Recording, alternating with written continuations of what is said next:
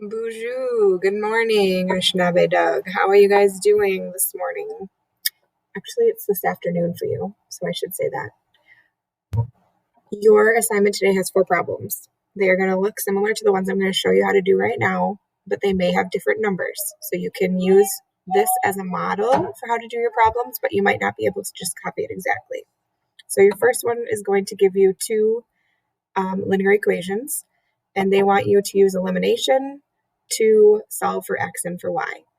They gave you this beautiful problem where it has a 4x here and a 4x here. So you guys can multiply one of these by a -1, and then everything will turn negative, and the 4x's will cancel out, and then you can figure out what you've got going on the other sides here, and then you'll be able to solve it, and you can say y equals whatever. Once you find out what y is, let's go back to your original. I'd pick this one because it has just like plain old y right there. I'd put this number in for y, and then I would solve for x and find out what x is.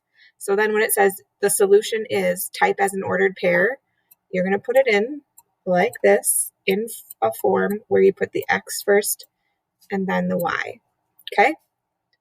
For your next problem, they're going to give you something that says like this. Using addition, so it's telling you you're going to be adding. It says explain why the addition method is good. You don't need to write this stuff down. You just want to solve for x first. Wait, if you wanted to solve for x, is this addition method a good choice? Well, think about that in a minute. So they already have the x, one's a positive, one's a negative, so those are going to cancel right away. So you can just cancel those if you're adding these together. And then you can combine these. It's kind of like 3.9y minus 2.8y.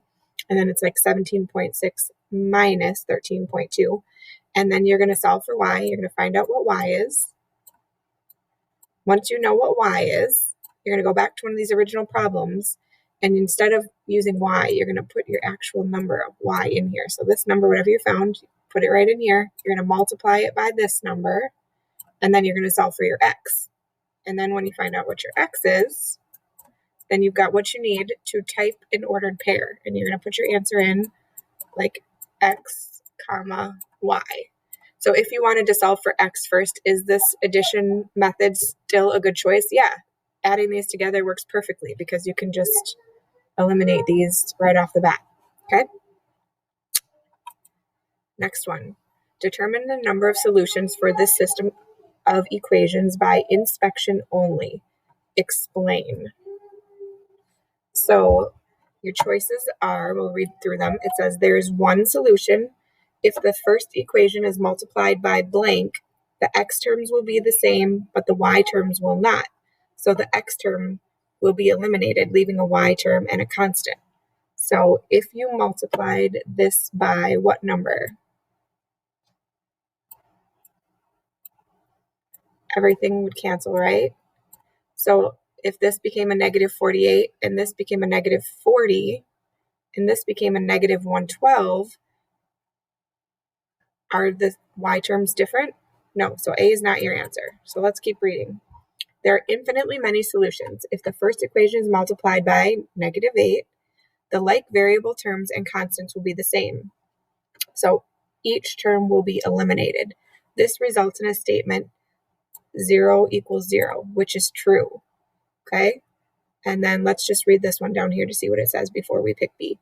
There is no solution. If the first equation is multiplied by -8, actually, you know what? They might want you to just say 8 because they're talking about eliminating them.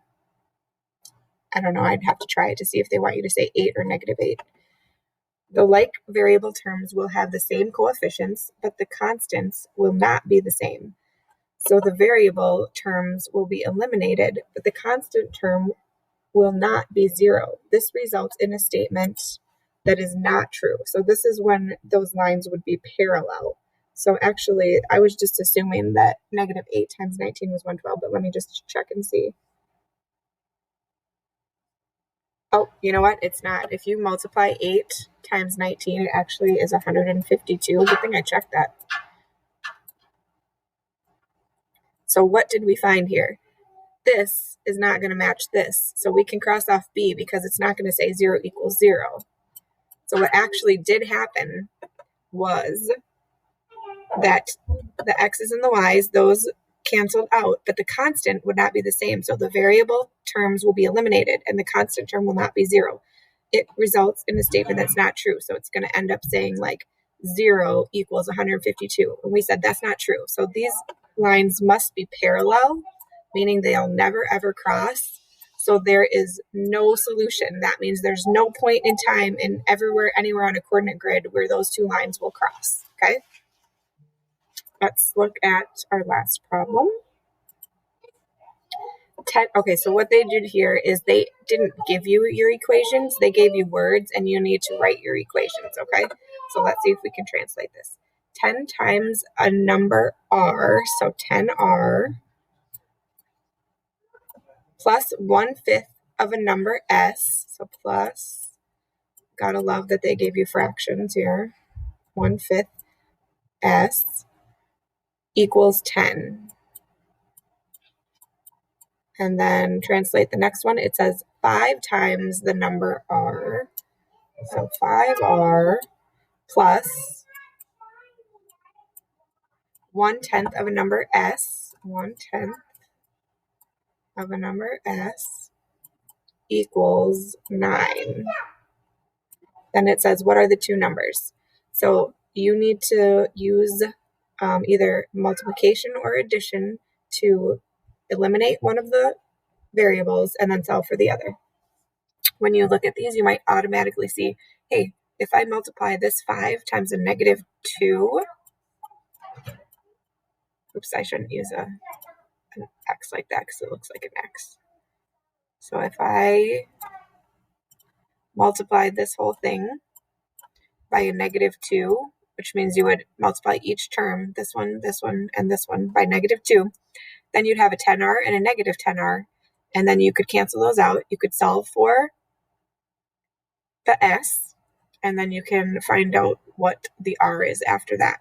So then you'll have to see, did you end up with a number for r and a number for s? Did you find out that you had something that said 0 equals 0, which would be infinite solutions? Or did you find something that said like 0 equals, any number here that's not 0?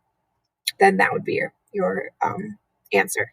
Okay, so take these problems step by step. You can use this video to guide you in how you're going to be using this elimination. If you have questions, you can message me or ask Miss Reynolds, and have a great day.